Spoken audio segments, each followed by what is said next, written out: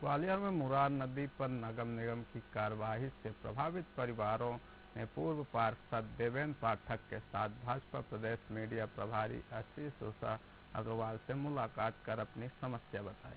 पीड़ितों ने कहा कि जमीन की रजिस्ट्री, नामांतरण और कर भुगतान के सभी दस्तावेज उनके पास है, फिर भी कार्रवाई की जा रही है।